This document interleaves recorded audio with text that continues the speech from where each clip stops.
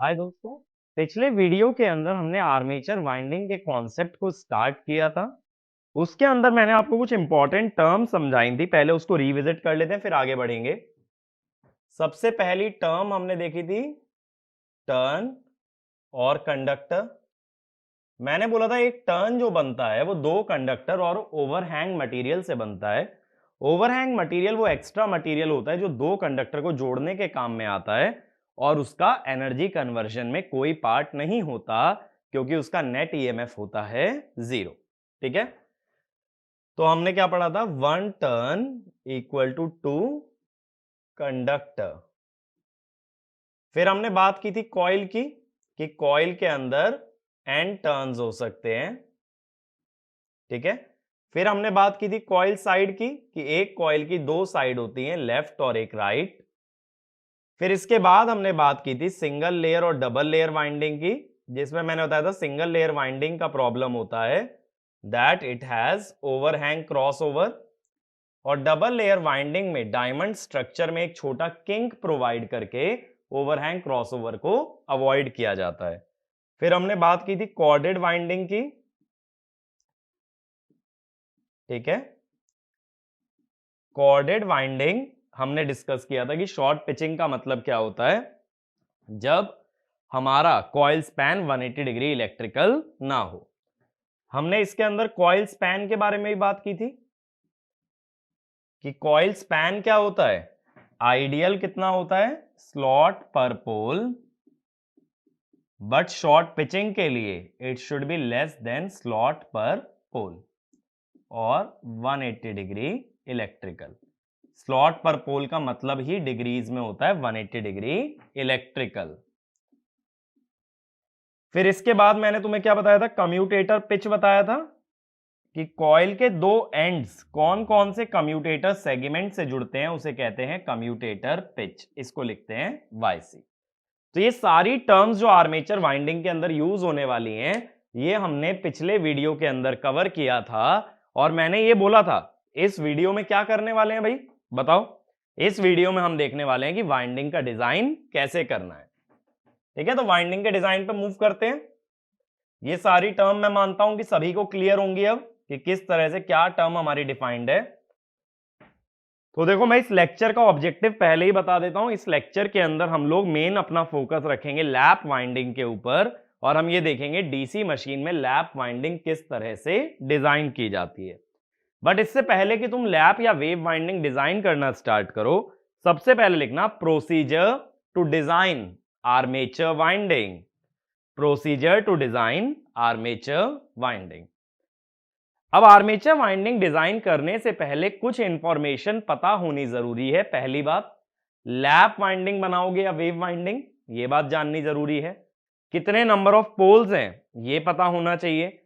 कितने number of slots हैं ये भी मालूम होना चाहिए। तो इसमें लिखना गिवन करके लिखो, given number of slots bracket में S, अगला नंबर ऑफ पोल्स ब्रैकेट में P, तीसरा टाइप ऑफ वाइंडिंग ब्रैकेट में लैप और वेव, लैप और वेव। ठीक है, ये तो फर्स्ट पॉइंट हुआ। सेकंड अब हम कहते हैं कि जो कॉइल स्पैन है, मैं फुल पिच वाइंडिंग लेके चल रहा हूं तो क्या ले लेंगे S/P। तो मैंने यहां पे क्या मान लिया, इसे फुल पिच। तो इससे यह पता लग जाता है कि कॉइल स्लॉट्स में कैसे प्लेस्ड है। लेकिन मुझे स्लॉट्स में प्लेस करने के अलावा उसे कम्यूटेटर से भी जोड़ना है। तो तीसरी बात होती है commutator pitch.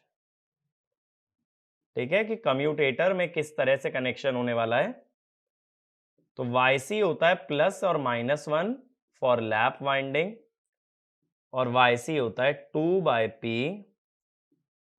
S+-1 for wave winding. और इसमें प्लस साइन का मतलब होता है प्रोग्रेसिव वाइंडिंग, जिसका मतलब है ये लेफ्ट से राइट की तरफ बढ़ती है, और माइनस साइन का मतलब होता है रेट्रोग्रेसिव वाइंडिंग, जो कि राइट से लेफ्ट की तरफ जाती है। ठीक है, इसमें ज्यादा यूजफुल जो होती है प्रोग्रेसिव वाइंडिंग होती है। रेट्रोग्रेसिव में वाइंडिंग के क्रॉस होने का रिस्क हमेशा बना रहता है, इसलिए यूज किसे करते हैं? प्रोग्रेसिव को। अब अगला पॉइंट लिखना, connect the two ends of the coil, connect the two ends of the coil based on coil span, connect the two ends of the coil based on coil span and connect them to commutator based on commutator pitch, connect them to commutator based on commutator pitch। ठीक है, अगला point, to place the brushes, to place the brushes, find the direction of current induced, find the direction of current induced based on velocity and flux density, based on velocity and flux density। V cross B करते हो ना। अभी देखो ये सारे points जो हैं clear हो जाएंगे जैसे हम एग्जाम्पल पे जाते हैं ना, लैप वाइंडिंग पे, तो बहुत अच्छे से ये चीजें समझ आएंगी स्टेप बाय स्टेप की काम क्या करना होता है। बहुत सिंपल एग्जाम्पल लेके समझाऊंगा जिससे कि डिजाइनिंग तुम लोगों के लिए भी ओवर कॉम्प्लिकेटेड ना रहे। अब अगला लिखना, डेवलप्ड डायाग्राम, डेवलप्ड डायाग्राम। अब देखो एक बात मैंने अभी भी बताई थी कि जो आर्मेचर है वो सिलेंड्रिकल है, वो उसका क्रॉस सेक्शन सर्कल है, लेकिन सर्कल में हमने ये भी देखा भाई जो डायग्राम बनता है वो काफी कॉम्प्लिकेटेड हो जाता है। इसीलिए सिंपल वे में डायग्राम बनाने के लिए क्या करता हूं, जैसे देखो मैं एक आर्मेचर ड्रॉ कर लेता हूं। मान लो इस आर्मेचर में मुझे 8 स्लॉट लेने हैं, 1 2 3 4 5 6 7 और ये 8 स्लॉट बन गए भाई। ठीक है, अगेन मैं बता रहा हूं कि मैं सिंपल एग्जांपल लेना चाह रहा हूं, लेने के लिए ज्यादा स्लॉट्स भी ले सकते हो, लेकिन ना विजुअलाइजेशन उतना ही टफ होता चला जाएगा जितने ज्यादा स्लॉट्स लेते जाओगे। अब ये मैंने 8 स्लॉट बना लिए भाई। अब ये 8 स्लॉट्स को ना नंबर कर देता हूं। नंबर किस टाइप से देखो, 1 2 3 4 5 6 7 8। अब सर्कुलर डायग्राम ना बनाने के लिए क्या करते हैं, यहां से इसे कट कर दिया जाता है, कट करके इसको बोल देते हैं कि अनफोल्ड कर दो। यानी ये जो डायग्राम सर्कुलर था इसको लीनियर बना दें हम लोग इस डायग्राम को खोल करके। कैसे खोलोगे, अब देखो सबसे पहले अनफोल्ड जिस डायरेक्शन में कर रहे हो 1 लाई कर रहा है, फिर 2 3 4 5 6 7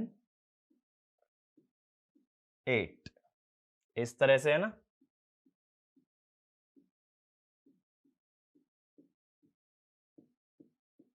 अब दूसरी चीज क्या होती है कि इसके अंदर कम्यूटेटर भी रहा होगा। अब मैंने तुम्हें कम्यूटेटर के रिगार्डिंग क्या बताया था, मैंने एक जनरल प्रिंसिपल बताया था कि नंबर ऑफ कम्यूटेटर सेगमेंट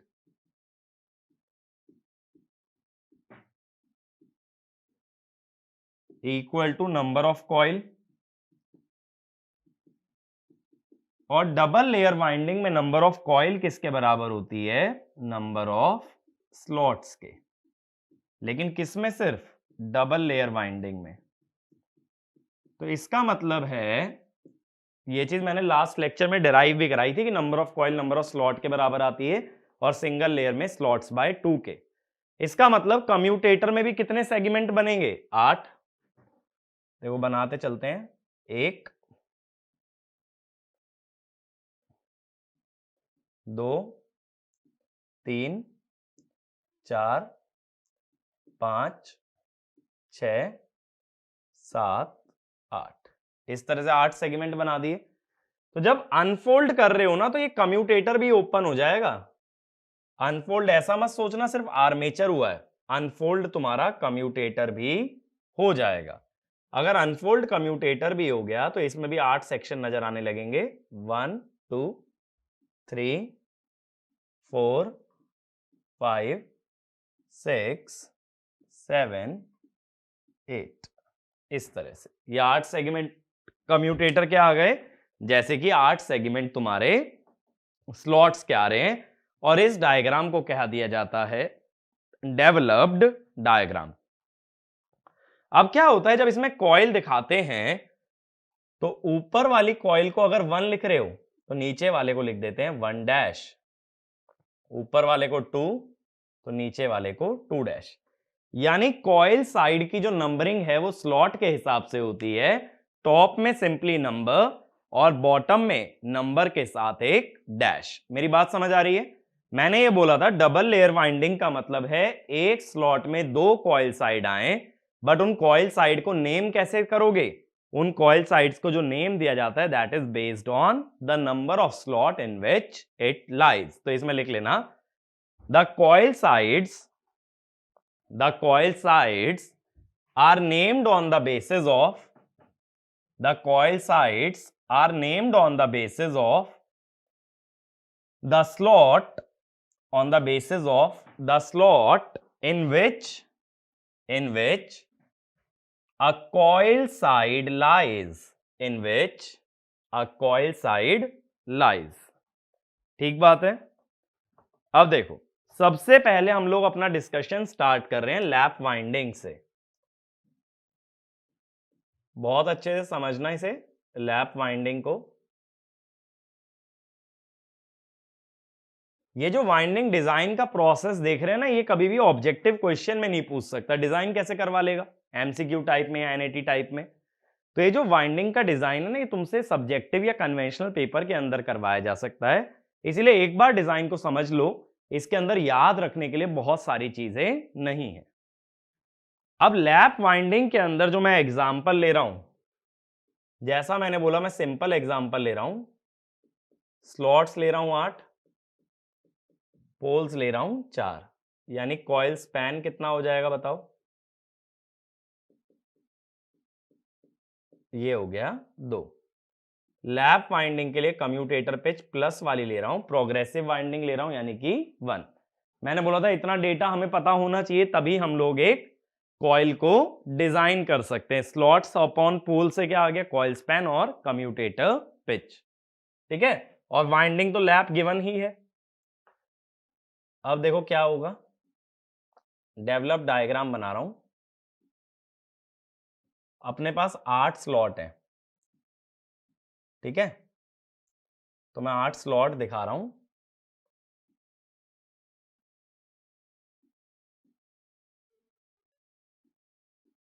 ठीक है, कितने हो गए? 1 2 3 4 5 6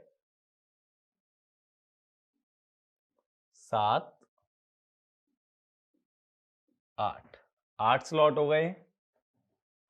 अब इसके अंदर हर एक में 2-2 कंडक्टर होंगे, 1 1 डैश 2, कंडक्टर ना बोल के बल्कि बोलोगे कॉइल साइड, है ना?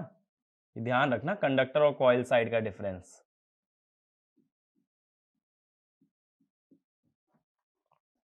5 5 डैश 6 6 डैश 7 7 डैश 8 और भाई 8 डैश, यही बनेंगे 8। अब लेकिन ऐसे दिखाने में ना थोड़ी सी दिक्कत आएगी, तो हम क्या करते हैं, कंडक्टर्स को ना ऐसे वर्टिकली दिखा देता हूं।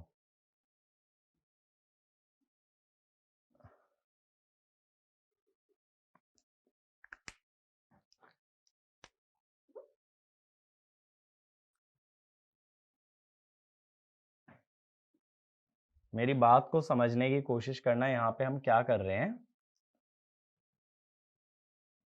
इस टाइप से कनेक्शन शो करना थोड़ा मुश्किल रहेगा, इसीलिए कंडक्टर्स को मैं वर्टिकली तुम्हें शो करने वाला हूं। ये बस मैंने अपने लिए मार्जिन्स ड्रॉ किए हैं, ये मत सोचना ये रेड लाइंस का सिग्निफिकेंस क्या है। कंडक्टर दिखाने के लिए ना, सब ताकि सब कंडक्टर की मैं लेंथ बराबर दिखा सकूं, वरना डायग्राम थोड़ा सा ना एब्रप्ट हो जाता है।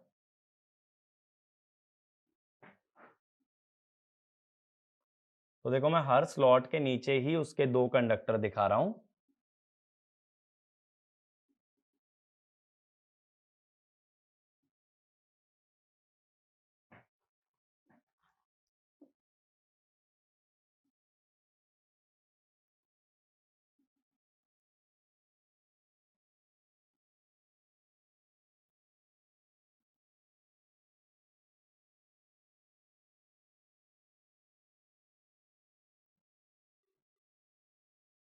ठीक है भाई।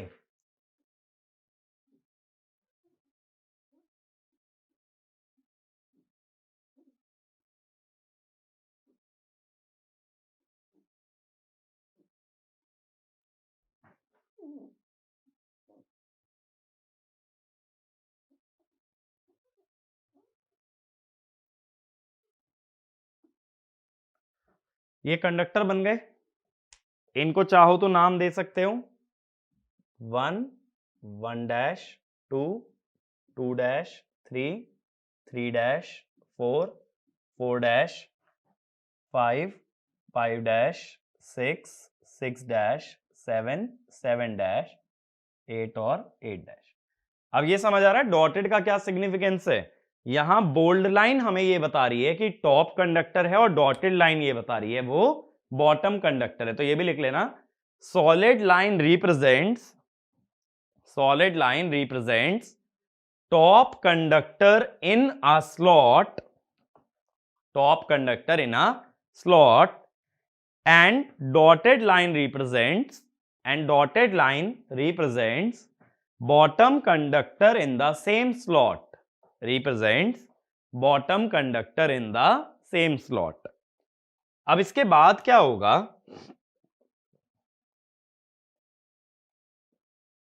थोड़ा और नीचे ले लेते हैं। कम्यूटेटर भी ड्रॉ करना पड़ता है ना, डेवलप डायग्राम में मैंने बोला था, ठीक है। तो अब मैं कम्यूटेटर ड्रॉ करना चाहता हूं।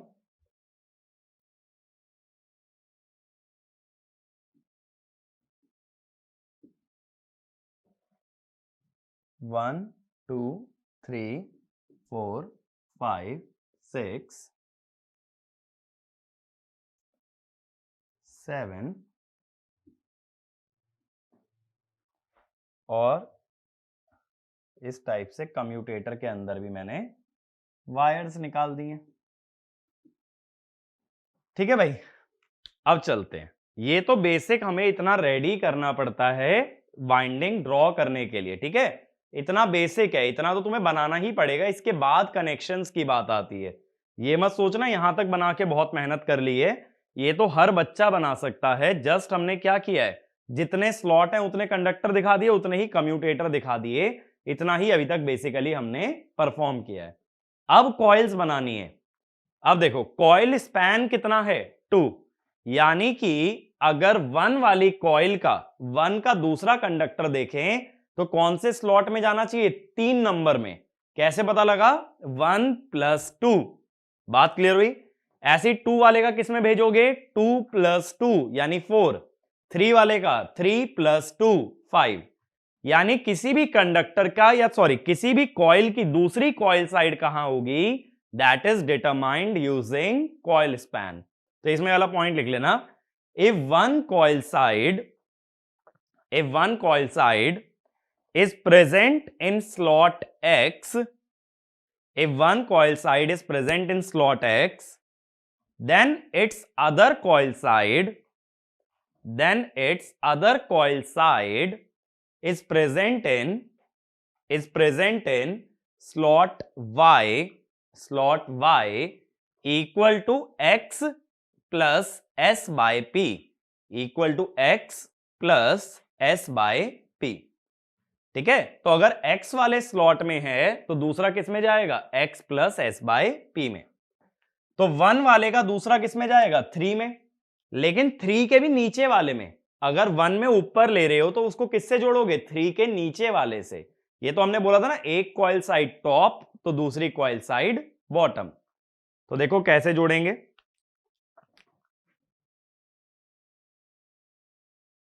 थ्री के नीचे वाले से जोड़ना, यानी 3 डैश से। ठीक है, ऐसे 2 टॉप है ना, तो 4 के बॉटम वाले से जोड़ोगे, तो 4 के बॉटम वाले से जोड़ेंगे, यानी कि 4 डैश से। ऐसे ही 3 टॉप है तो 5 के बॉटम वाले से। ये तो क्लियर है ना, नंबर कहां से आ रहा है, स्लॉट पर पोल ऐड करता जा रहा हूं, कॉइल स्पैन 3 + 2 5 होता है, लेकिन 5 के नीचे वाले से जोड़ो। फिर 4 + 2 6 होता है, लेकिन 6 के नीचे वाले से जोड़ो।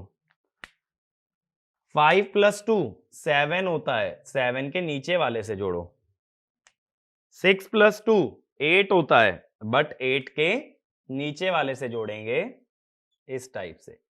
8 + 2 10 होता है, 10 का मतलब हुआ 8 + 2 10 हुआ ना, 10 का मतलब ये हुआ, ये जो 8 वाला निकलेगा ये किस में जाएगा, ये 2 डैश में जाएगा। ये 8 वाले से आ रहा है। ठीक है, ऐसे ही 7 + 2 9 होता है, 9 होगा, देखो टोटल 8 है ना, 9 कैसे लिखोगे, 8 + 1, यानी पहले वाले में जो जा रहा है वो कौन सा जा रहा है, हमने 7 वाला तो स्टार्ट ही नहीं किया ना एक्चुअल में, ये स्टार्ट हो जाएगा ना 7 वाला। 7 किस में जाना चाहिए, 7 + 2 9 में, 9 माने 1 डैश, ये 7 से आ रहा है। बात मेरी क्लियर हुई। दोबारे से सोचो, मैंने सिर्फ क्या किया है, हर कंडक्टर में कॉइल स्पैन ऐड करके उसका दूसरा साइड निकाल दिया है, यानी 1 वाली कॉइल साइड का अदर कॉइल साइड क्या होगा, 1 + 2 यानी कि 3, बट 3 में नीचे वाला 3 डैश। ऐसे ही 2 वाले का 2 + 2 4, लेकिन उसका नीचे वाला यानी 4 डैश, इस तरह चलेगा। तो 7 का क्या होगा, 7 + 2 9, लेकिन है मेरे पास 8, तो 9वां कौन सा होगा, पहला। ऐसा कैसे, ये सारे सर्कल में हैं, तो 8वें के बाद 9वां कौन सा पड़ेगा, पहला ही तो पड़ेगा, सर्कल ही तो है। तुमने ही तो इसको लीनियर दिखाया, एक्चुअल में कैसा था, सर्कल। अब देखो इसके बाद है कम्यूटेटर से जोड़ने की बात, तो 1 वाले को 1 से जोड़ो। ठीक है, अब ये जो 3 डैश है, 3 डैश 1 का दूसरा हिस्सा है ना, 3 डैश, ये किस में जाके जुड़ना चाहिए, तो कम्यूटेटर पिच है 1, यानी एक कॉइल का एक हिस्सा अगर 1 में जुड़ता है, दूसरा हिस्सा 1 + 1 किस में जुड़ेगा, 2 में। अगर उसका हिस्सा 3 में जुड़ता तो उसका दूसरा हिस्सा किस में जाता, 3 + 1 4 में। तो ये भी पॉइंट लिखो, if one coil side is connected to, if one coil side is connected to commutator segment M, commutator segment M, then other coil side should be connected to,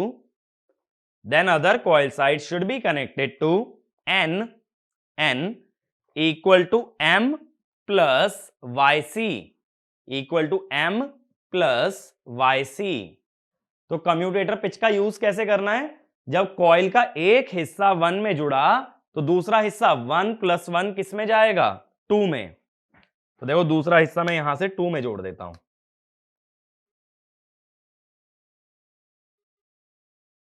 इस टाइप से जोड़ दो, 2 में जोड़ दिया।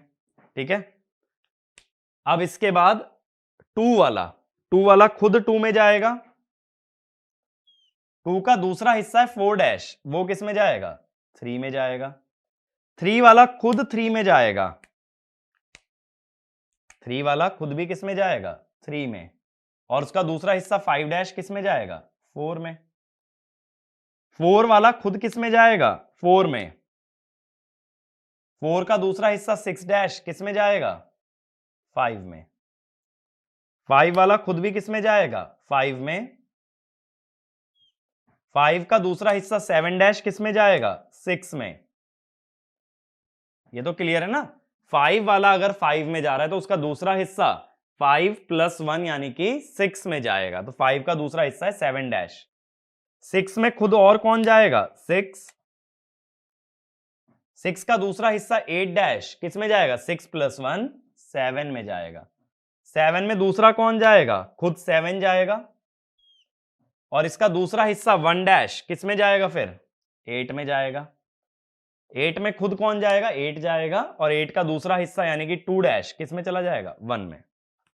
ये 2 डैश वाला सीधा 1 में आ गया। इस तरह से कम्यूटेटर पे कनेक्शन होंगे।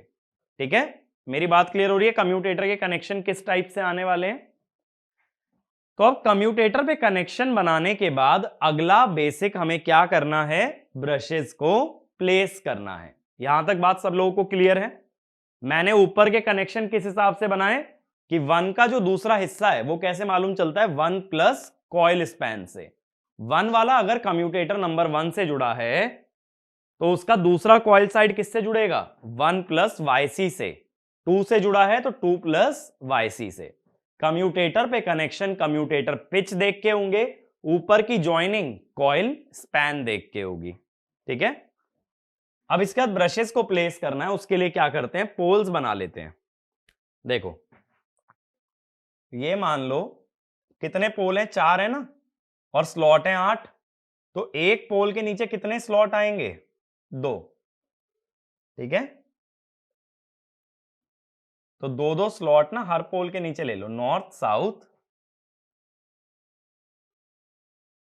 नॉर्थ, और फिर से साउथ। बात क्लियर हुई?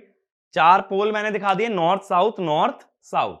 यानी नॉर्थ देखो यहां रखा है इस तरह से, जैसे मेरा हाथ है ना इन कंडक्टर्स के ऊपर रखा है। ऐसा मैं क्यों कह रहा हूं? देखो एक्चुअल में मशीन कैसी होती है ना, ये सिलेंड्रिकल तो रोटर होता है, इसके अंदर कंडक्टर रखे होते हैं और पोल्स यहां कहीं होते हैं इस टाइप से। ये होता है पोल। तो यही चीज मैं बोल रहा हूं कि ये जो रोटर है ना इसके ऊपर पोल है, यहां पे कहीं पोल है। तो मैं कह रहा हूं नॉर्थ की मैग्नेटिक फील्ड बाहर की तरफ होती है, तो इधर आ गया क्रॉस। पोल अगर इधर रखा है, देखो तुम्हारी तरफ पोल रखा है, तो मैग्नेटिक फील्ड तो इस तरफ आएगी ना, नॉर्थ से बाहर। बाहर माने इस बोर्ड के अंदर। साउथ से ले लो डॉट, नॉर्थ से फिर ले लो क्रॉस, और साउथ से फिर क्या ले लो? डॉट। बात क्लियर है? मैग्नेटिक फील्ड रिवर्स हो जाएगी। अगर नॉर्थ तुम पीछे मानोगे तो मैग्नेटिक फील्ड बाहर आ रही होगी, तो डॉट क्रॉस उल्टे कर लेना। बेसिकली मैं नॉर्थ बोल रहा हूं, बोर्ड के आगे रखा है। बोर्ड के आगे रखा हुआ पोल, नॉर्थ पोल, बाहर की तरफ मैग्नेटिक फील्ड जब देगा तो वो अंदर की तरफ देगा, यानी मेरी तरफ देगा। सपोज नॉर्थ पोल तुम हो और मैं आर्मेचर हूं, तो तुम्हारी मैग्नेटिक फील्ड मेरी तरफ आएगी, तो मेरे लिए तो अंदर आ रही है ना, इसीलिए मैंने यहां क्रॉस दिखाया है। बात क्लियर हुई? आगे चलते हैं। अब मैं कह रहा हूं जो आर्मेचर है, आर्मेचर का जो रोटेशन है या आर्मेचर का मोशन है वो इस तरफ है। ऐसा मैंने मान लिया आर्मेचर मूवमेंट। आर्मेचर घूमेगा ना, रोटर पे है, तो आर्मेचर का मूवमेंट राइट में मान लिया। अब ईएमएफ कैसे निकलता है? V क्रॉस B से। अब देखो पहले 1 और 2 के लिए देखें अगर, तो वेलोसिटी राइट में है, मैग्नेटिक फील्ड अंदर की तरफ है, V क्रॉस B अपवर्ड्स आ रहा है। V राइट में, मैग्नेटिक फील्ड अंदर, V क्रॉस B अपवर्ड्स। तो V क्रॉस B अपवर्ड्स आ रहा है, तो नॉर्थ पोल के नीचे रखे हुए कंडक्टर्स में अपवर्ड एरो बन गया। अब साउथ में आ जाओ, वेलोसिटी राइट में है, मैग्नेटिक फील्ड बाहर है। ये ग्रीन वाला मार्कर तुम्हारी वेलोसिटी है और ये ब्लू वाला मार्कर तुम्हारी मैग्नेटिक फील्ड है।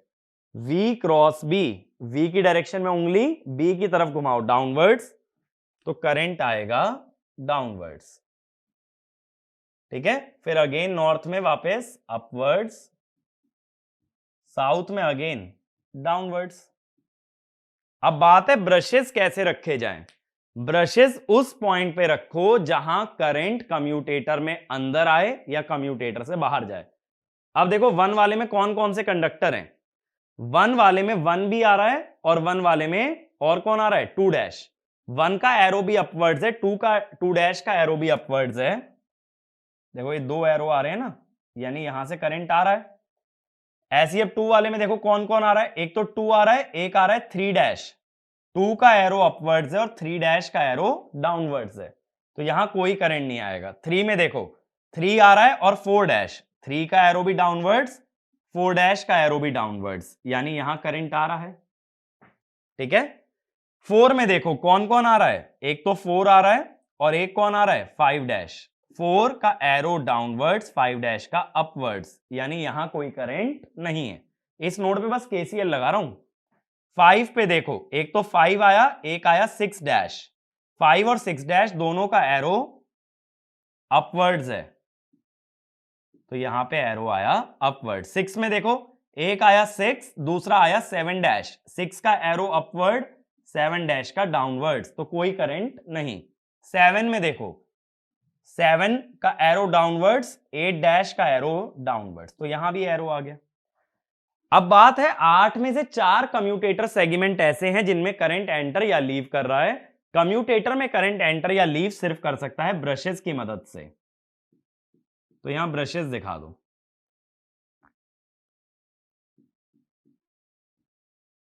अब अगर ये जनरेटर है तो पॉजिटिव टर्मिनल से करंट लीव करना चाहिए और नेगेटिव से एंटर।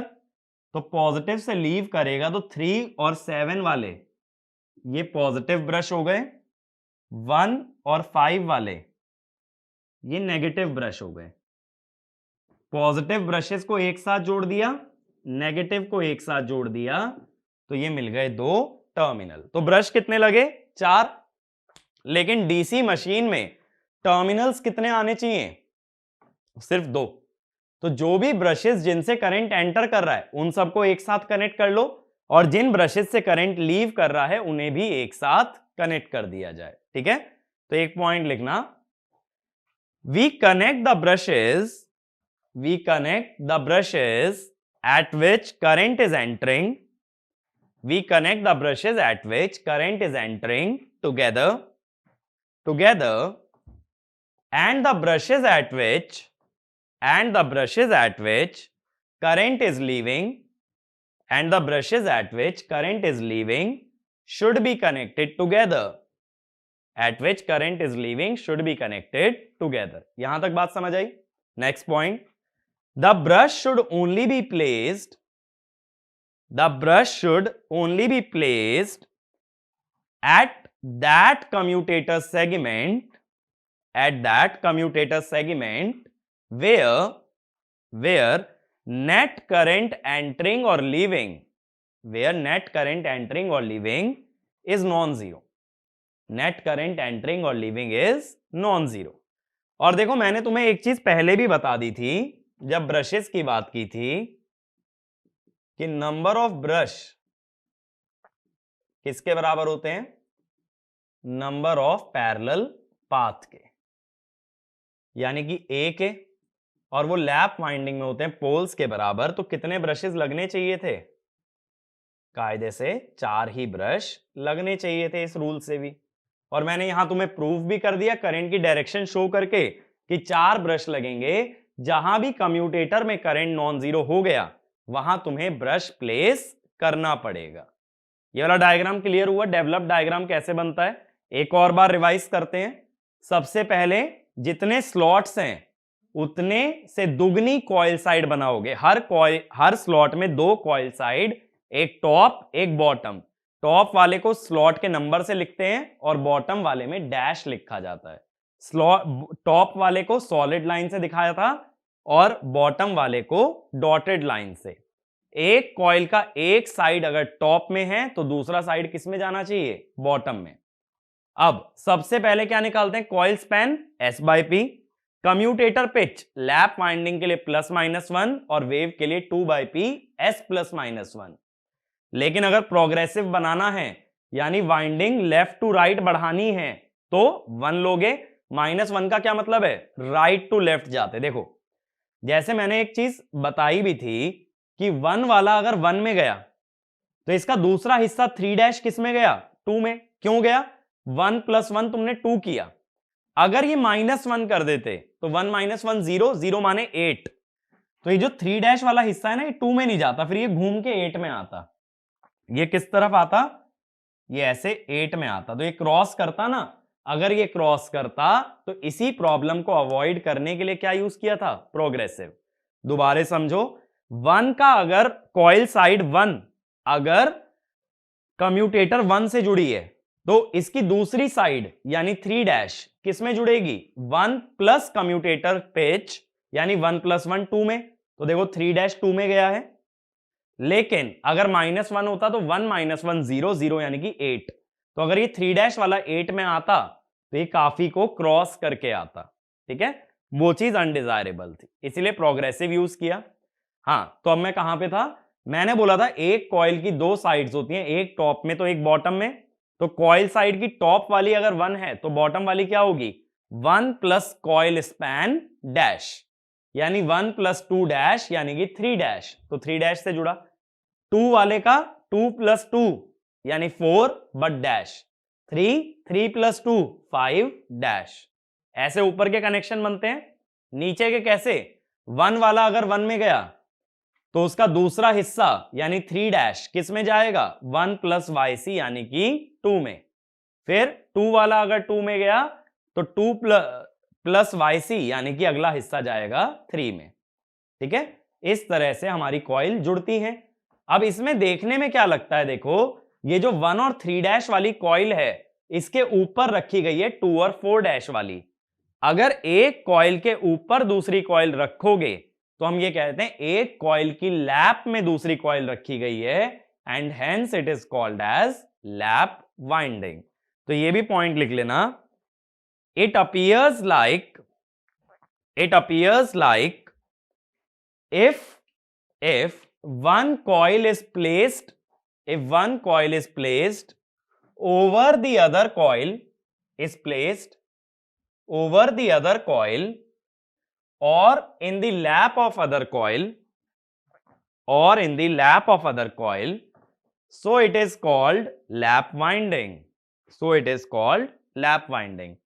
फिर मैंने ब्रश प्लेस करने के लिए क्या बताया कि 4 पोल हमने ले रखे थे, P = 4 लेके चले थे। तो 4 पोल में मैंने 2-2 स्लॉट बांट दिए। 8 स्लॉट थे ना, तो एक पोल के नीचे कितने होंगे? 2। नॉर्थ साउथ करके मैग्नेटिक फील्ड मान ली, डॉट क्रॉस, और V क्रॉस B से करंट की डायरेक्शन निकाली। फिर जिस कम्यूटेटर सेगमेंट में करंट बैलेंस नहीं हुआ वहीं पे क्या लगाना पड़ जाता है? ब्रश। अब देखो, सिंपल तरीका यह भी होता कि इसके अंदर ना अगर हम लोग डायग्राम की जगह टेबल बना लेते, कॉइल, कम्यूटेटर, ये भी एक अच्छा तरीका हो सकता है अगर किसी भी एग्जाम में बचना चाहते हो ना, डायग्राम जहां कंपलसरी ना हो। अब देखो, ये ध्यान रखो कि स्पैन कितना चल रहा है? 2 और YC 1, ये था ना। अब कॉइल अगर 1 है तो इसका दूसरा हिस्सा 1 + 2 3 डैश होगा। कॉइल 1 अगर कम्यूटेटर 1 में गई है तो दूसरा 1 + YC यानी 2 में जाएगा। ऐसी अगली कॉइल 2, इसका दूसरा हिस्सा 2 + 2 यानी कि 4 डैश। 2 वाली अगर 2 में गई है तो अगला हिस्सा 2 + 1 3 में। फिर 3 का दूसरा हिस्सा 3 + 2 5 डैश। इधर बताओ क्या नंबर डालोगे? 3 वाला 3 में, तो इसका 5 डैश वाला किस में जाएगा? 4 में। फिर 4 का अगला हिस्सा 6 डैश। 4 वाला 4 में जुड़ता है तो 6 डैश किस में जुड़ेगा? 4 + 1 5 में। फिर 5, इसका दूसरा हिस्सा 7 डैश। 5 वाला 5 में जुड़ा तो 7 डैश किस में जाएगा? 6 में। अगली कॉइल 6 8 डैश। 6 वाला 6 में जुड़ा तो 8 डैश किस में जाएगा? 7 में। 7, अगला आएगा 9 डैश। 9 तो है ही नहीं, तो 9 डैश क्या बनेगा? 1 डैश। 7 वाला 7 में गया तो 1 डैश वाला 8 में। अगला 8 + 2 10, 10 तो है ही नहीं, तो 10 को क्या लिख दोगे? 2 डैश। 8 वाला 8 में गया तो 2 डैश वाला किस में जाएगा? 9 में। 9 माने 1 में। तो इस तरह से हम लोग क्या कर सकते हैं? हम लोग पूरा टेबल फॉर्म में भी दिखा सकते हैं कि किस टाइप से हमारे कनेक्शन हुए हैं। ठीक है, अब इसी का देखो सिंप्लीफाइड डायग्राम अगर बनाएं कि किस तरह से कनेक्शन किए गए हैं। देखो यही जो मैंने टेबल बनाई है ना, इसको अब मैं डायग्राम की तरह दिखा रहा हूं। बात क्लियर हुई ये वाली कि अगर हमें सिंपलेस्ट वे में अप्रोच करना है तो इतना बड़ा डायग्राम ना बनाते हुए बेटर मेथड क्या हो सकता है कि इस तरह की एक टेबल फॉर्म कर लो। टेबल फॉर्म करना तो क्लियर है ना। कॉइल का दूसरा एंड किससे मिलता है? कॉइल स्पैन से। और किस कम्यूटेटर से जुड़ेगा? ये मिलता है कम्यूटेटर पिच से। अब देखो इसी को अगर कॉइल में डायग्राम बनाते तो पहली कॉइल 1 और 2 नंबर के कम्यूटेटर सेगमेंट के बीच में है, ये है 1 और दूसरा कंडक्टर है 3 डैश। फिर दूसरी कॉइल ये 2 से शुरू होकर 3 में खत्म हुई है, 2 और 3, और इसके कंडक्टर कौन से हैं? 2 और 4 डैश। ठीक है, फिर ऐसे तीसरी कॉइल शुरू हुई है 3 से और खत्म किस में हुई है? 4 में, कंडक्टर 3 और 5 डैश। ठीक है, अगली कॉइल जो 4 से शुरू हुई है वो 5 में खत्म हुई है, 4 5, इसके कंडक्टर 4 और 6 डैश।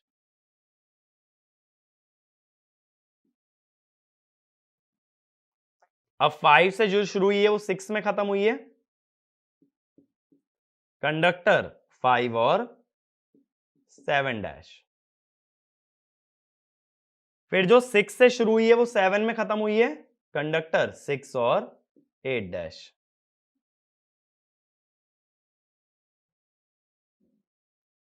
ठीक है, अब जो 7 से शुरू हुई है वो 8 में खत्म हुई है, कंडक्टर देखोगे 7 और 1 डैश। जो 8 से शुरू हुई है वो किस में खत्म हुई है? 1 में, कंडक्टर 8 और 2 डैश। 1 माने यहां पे 1 मैंने यहीं तो दिखाया था, 1 ये वाला। तो ये जो नीचे मैंने दिखाए हैं ये क्या है? कम्यूटेटर सेगमेंट, और ऊपर जो मैंने दिखाए हैं वो हैं कंडक्टर। इसीलिए भी इसको क्लोज्ड वाइंडिंग कहते हैं। ये जहां शुरू होती है ये वहीं पे खत्म होती है। अब हम लोग क्या जानते हैं कि ब्रशेस कैसे प्लेस थे? मैंने एक ब्रश 1 पे दिखाया था, एक ब्रश 3 पे दिखाया था, एक 5 पे दिखाया था और एक 7 पे दिखाया था। इस टाइप से ब्रशेस हमारे 4 ब्रशेस प्लेस थे। ठीक है, तो मैं इन ब्रशेस को ना नाम दे देता हूं, ए बी सी डी। मेरे पास 4 ब्रश थे। इसी डायग्राम को और किस तरह से दिखा सकते हो? देखो 4 ब्रश हैं, ए बी सी और डी। अब देखना जरा, ए और बी के बीच में 2 कॉइल आ रही हैं, 1 3 डैश और 2 4 डैश। तो ए और बी के बीच में 2 कॉइल दिखा दो, 1 3 डैश 2 4 डैश। फिर बी और सी के बीच में 2 कॉइल आई, 3 5 डैश और 4 6 डैश।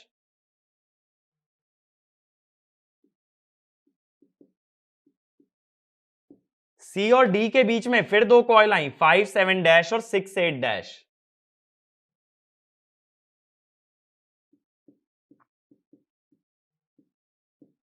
फिर डी और वापस से ए के बीच में 2 कॉइल आई, 7 1 डैश और 8 2 डैश।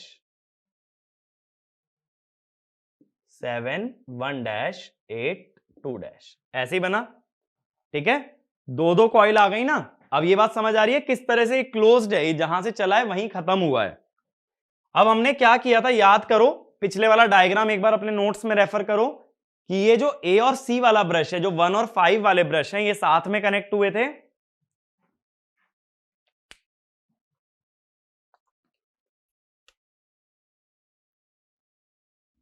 वन ए और सी वाला ब्रश एक साथ कनेक्ट हुआ था। ऐसे ही बी और डी वाला एक साथ कनेक्ट हुआ था इस टाइप से, ठीक है, और हमारे दो टर्मिनल बाहर आ गए थे। अब देखो ये पैरेलल पाथ का सिग्निफिकेंस क्या है। मान लो हमने क्या दिखाया था, बी वाले से करंट लीव कर रहा था और ए और सी वाले से एंटर कर रहा था। ये दो वायर्स में डिवाइड हो गया I/2, I/2। अब ये ए वाले ब्रश पे जब पहुंचा, अगेन दो रास्ते निकल रहे थे, I/4, I/4। फिर ऐसे ही देखो, ये इस वाले ब्रश में I/2 पहुंचा, फिर दो रास्तों में बट गया, I/4, I/4, ऐसे बट गया। अब बी वाले ब्रश पे देखो I/4, I/4 आ रहा है, तो ये जुड़ के हो गया I/2। डी वाले ब्रश पे देखो I/4, I/4 आ रहा है, जुड़ के हो गया I/2। अब ये ब्लू वाले I/2 जुड़ के वापस क्या बन जाएंगे, I। तो देखो सप्लाई से या लोड में करंट दिखाना था I, और वाइंडिंग में कितना पहुंचा, I/4। तो इसका मतलब है कितने पार्ट में करंट डिवाइड हो गया, 4 पार्ट में, और उसी को कहते हैं नंबर ऑफ पैरेलल पाथ। तो हम क्या जानते हैं, I coil is total current by number of parallel path. और लैप वाइंडिंग में कितने पैरेलल पाथ होते हैं, जितने उसके अंदर पोल्स होते हैं। तो हम जब 4 पोल लेके चले हैं तो 4 ही पैरेलल पाथ भी बनेंगे, ठीक है। ये क्लियर हुआ कि ये वाला जो डायग्राम है ना, ये लैप वाइंडिंग के लिए काफी काम आएगा आगे चल के। तो ये डायग्राम इस तरह से भी बना सकते हो, ब्रशेस के बीच में कॉइल्स को डिवाइड कर सकते हो। अपने पास 8 कॉइल थी, तो हर पैरेलल पाथ में दो दो कॉइल आ जाएंगी, और यही मैंने यहां दिखाया था, दो दो कॉइल हैं। चारों पैरेलल पाथ के अंदर दो दो कॉइल हमारी कनेक्टेड रहती हैं, ठीक है भाई। आगे चलें। अब देखो क्या होता है, इसका चाहते तो हम वैसा ही सर्कुलर डायग्राम भी बना सकते थे, जैसा कि हमने पहले भी बनाया था। किस टाइप से, देखें एक बार, सर्कुलर डायग्राम, जिसमें हमने लंबा सा डायग्राम नहीं बनाया था जब मैंने तुम्हें कम्यूटेटर बताया था। तो उसके अंदर मैंने क्या किया था कि मैंने बाहर से तुम्हें घुमा के वाइंडिंग ले गया था, और कम्यूटेटर में भी वाइंडिंग जोड़ी थी। अगर देखो उसी टाइप का डायग्राम बनाना है, तो पहले मैं एक सर्कल ड्रॉ कर लेता हूं। ये सर्कल कौन है भाई, आर्मेचर है, ठीक है। अब 8 स्लॉट लिए ना हमने, तो 8 स्लॉट बना लेते हैं पहले, 1 2 3 और ये 4 5 6 7 और ये 8।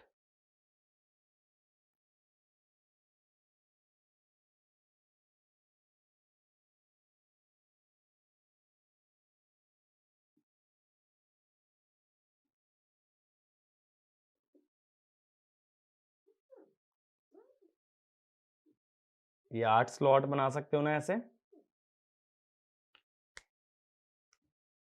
नंबरिंग दे दो, 1 2, स्लॉट को नंबर कर रहा हूं, 3 4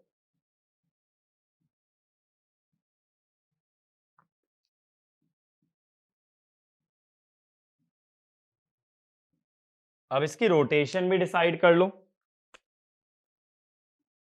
रोटेशन ऐसे मान लो, अब 4 पोल मैं तुम्हें दिखा देता हूं।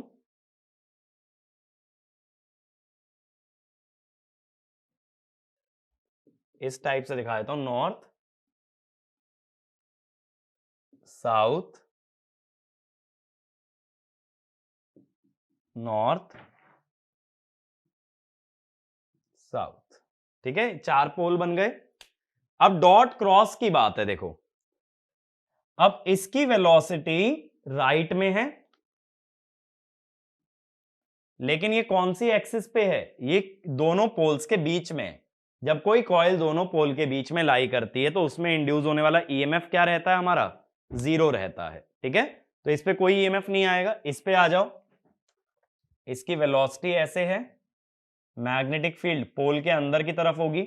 अब V क्रॉस B कर लो, वेलोसिटी की डायरेक्शन से B की तरफ घुमाओ। कैसे आ रहा है? बाहर आ रहा है ना, तो इसमें लगा दो डॉट। फिर ये दो पोल के बीच में कुछ इंड्यूस नहीं होगा, इसमें आ जाएंगे क्रॉस। फिर दो पोल के बीच में कुछ भी इंड्यूस नहीं होगा, फिर से आ जाएंगे डॉट। फिर कुछ इंडक्शन नहीं और क्रॉस। ऐसे डॉट क्रॉस आ गए। अब बीच में कम्यूटेटर बना लो।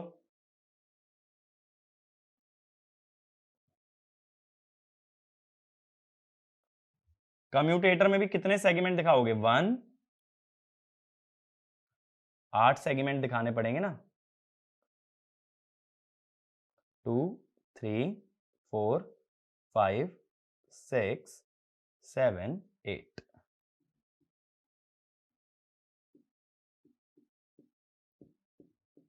ऐसे हो जाएगा, ठीक है। अब इसके बाद क्या करना पड़ेगा? इसके बाद कनेक्शन करना पड़ेगा कॉइल का। तो कॉइल का जो स्पैन है, स्पैन तो 2 था ना, स्पैन 2 था, तो क्या करोगे? 1 वाला जो कंडक्टर है वो किस में जुड़ेगा? 3 के नीचे वाले में। 2 वाला जो कंडक्टर है वो जुड़ेगा 4 के नीचे वाले में। 4 वाला जो कंडक्टर है वो जुड़ेगा 6 के नीचे वाले में। 5 वाला जो है 7 के नीचे वाले में। 6 वाला जो है 8 के नीचे वाले में। 7 वाला जो है 1 के नीचे वाले में। 8 वाला जो है 2 के नीचे वाले में। ऐसे कनेक्शन हो जाएगा, ठीक है। ये छूट गया ना 3 वाला, 3 वाला 5 के नीचे वाले में। इस तरह से कनेक्शन बन जाएगा। और कम्यूटेटर से कैसे जोड़ोगे? 1 वाला अगर 1 में तो 2 का नीचे वाला भी 1 में। फिर 2 का ऊपर वाला अगर 2 में तो 3 का नीचे वाला भी 2 में। कम्यूटेटर पिच 1 ले रहे हैं ना, 3 का ऊपर वाला 3 में, तो इसी में 4 का नीचे वाला। फिर 4 का ऊपर वाला 4 में, 5 का नीचे वाला भी 4 में। 5 का ऊपर वाला 5 में, 6 का नीचे वाला भी 5 में। 6 का ऊपर वाला 6 में, 7 का नीचे वाला भी 6 में। 7 का ऊपर वाला 7 में, 8 का नीचे वाला भी 7 में। 8 का ऊपर वाला 8 में और 1 का नीचे वाला भी 8 में। तो इस तरीके से तुम इसको ऐसे भी कह सकते हो कि एक तरह से रोज पेटल्स की तरह ये आ गया। तो ये बाहर जो है जैसे फ्लावर की पंखड़ी होती है ना, पेटल्स होते हैं, उस टाइप से ये ओपन हो गया। तो ये डायग्राम मैंने सर्कुलर के अंदर भी दिखा दिया और यही डायग्राम मैंने तुम्हें लीनियर के अंदर भी दिखाया था। बट क्या होता है ना, जैसे जैसे नंबर ऑफ स्लॉट बढ़ते जाते हैं, मान लो 16 स्लॉट हो गए या 32 स्लॉट हो गए, तो ये वाला डायग्राम जो है ये डिफिकल्ट हो जाएगा। इसमें देखो कम्यूटेटर पिच का रोल कैसे आएगा। 1 वाला किस में गया? 1 में। 1 का दूसरा हिस्सा था 3 का नीचे वाला, ये किस में गया? 2 में। 2 वाला किस में गया? 2 में। तो 2 का नीचे वाला यानी 2 का दूसरा है 4 वाला, 4 वाला किस में गया? 3 में। कम्यूटेटर पिच में क्या लेके चल रहा हूं? 1। बात समझ आ रही है? कम्यूटेटर पिच का यूज कैसे होगा? कॉइल की अगर एक साइड x में जाती है तो दूसरी x प्लस yc में, ठीक है। तो यहां 8 कॉइल हैं अपने पास। अब मैंने तुम्हें 2-3 चीजें बता दी हैं। देखो लैप वाइंडिंग के अंदर अगर ऑब्जर्व करें, याद रखने वाली बात न्यूमेरिकल पॉइंट ऑफ व्यू से इतनी है, लैप वाइंडिंग में पैरेलल पाथ होते हैं पोल के बराबर और उतने ही ब्रशेस लगते हैं। लेकिन देखो मैंने क्या क्या बताया, कॉइल स्पैन क्या मानोगे? S/P, कम्यूटेटर पिच मानोगे 1। अब इसका एक तो हम डेवलप डायग्राम बना सकते हैं लीनियर, जिसमें कंडक्टर्स का या कॉइल साइड का ऊपर से जो कनेक्शन बनता है कॉइल स्पैन के हिसाब से होता है, नीचे कम्यूटेटर पे जो जुड़ता है वो कम्यूटेटर पिच के हिसाब से जुड़ता है, ठीक है। ब्रशेस को कैसे प्लेस करते हैं? जिस कम्यूटेटर में नेट करंट आएगा वहां ब्रश को शो किया जाएगा। दूसरा मैंने टेबल फॉर्म में बताया कि कॉइल साइड्स दिखा दोगे एक कॉलम में, कम्यूटेटर दिखा दोगे दूसरे कॉलम में। कॉइल साइड मिलेगी कॉइल स्पैन से, कम्यूटेटर सेगमेंट मिलेगा कम्यूटेटर पिच से। उसके बाद मैंने तुम्हें बताया इस तरह से ब्रशेस के बीच में भी एक डायग्राम बना सकते हैं, ठीक है। तो यहां से हमें ये ऑब्जर्व भी हुआ था कि करंट किस टाइप से डिवाइड हो रहा है। तो कॉइल के अंदर जाने वाला करंट कितना होता है? Total current by number of parallel path. और एक ये सर्कुलर वाला डायग्राम जो हमने पहले भी पढ़ रखा था, ये भी बना सकते हैं, ठीक है। तो ये बात है पूरी हमारी अगर लैप वाइंडिंग की जाए तो इसके आगे हम अगले वीडियो में कंटिन्यू करेंगे और अगले में मैं तुमसे बात करने वाला हूं दूसरी कैटेगरी यानी कि वेव वाइंडिंग के बारे में। तो ऐसे ही पूरा डिजाइन हमें वेव वाइंडिंग का समझना है। Thank you.